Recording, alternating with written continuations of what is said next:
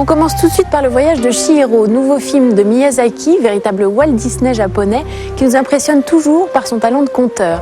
Alors tout comme Princesse Mononoke ou encore Mon voisin Totoro, le voyage de Chihiro réussit à nous plonger dans un univers à la fois fantastique et profondément humain. Sachez que ces films sont aujourd'hui les plus grands succès de l'histoire du cinéma japonais et qu'au Japon, le voyage de Chihiro a séduit plus de spectateurs que Titanic. Je souhaite vivement que toutes les petites filles de 10 ans voient ce film. Bien sûr, toutes celles qui ont eu autrefois 10 ans et toutes celles qui auront 10 ans un jour. Et les hommes aussi. En fait, tout le monde peut voir ce film. Excusez-moi, je ne sais plus très bien ce que je veux dire. Parler, ce n'est vraiment pas sa tasse de thé. Et depuis 38 ans qu'il a commencé sa carrière, c'est par le dessin et l'animation que Hayao Miyazaki a choisi de s'exprimer.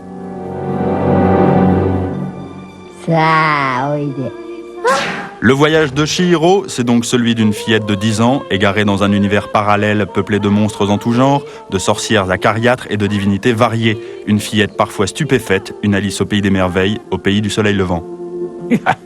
C'est vrai que j'aime beaucoup Lewis Carroll. J'ai lu bon nombre de ses livres lorsque j'étais étudiant.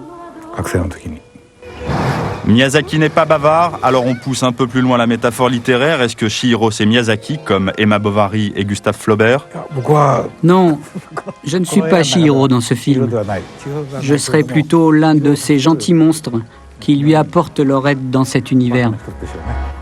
Des monstres gentils, oui, c'est un paradis de fantômes qui vomissent, de petites boules noires, de dragons qui s'envolent. Tout un bestiaire étonnant, stupéfiant, sans jamais être effrayant. Il y a un proverbe japonais qui dit « Le monde n'est pas si dur, il n'y a pas d'ogre dont il faille avoir peur ». Dans ce film, l'important est de savoir qu'on peut toujours se débrouiller, qu'il faut garder l'espoir. Et lorsque Miyazaki dessine Totoro, l'un de ses personnages fétiches, il redevient le gamin de 10 ans qu'il n'a jamais cessé d'être.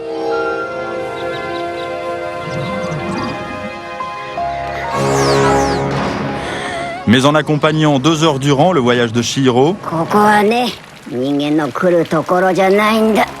c'est tout un chacun qui redécouvre ses culottes courtes avec l'impression d'aller au cinéma pour la première fois.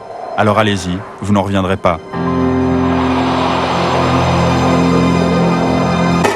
Pour information, sachez que les 2 premiers volumes du voyage de Chihiro existent déjà en version manga, des bandes dessinées japonaises qui se lisent de droite à gauche en commençant par la fin. Mais je vous propose tout de suite de regarder ensemble le reste de l'actualité du cinéma.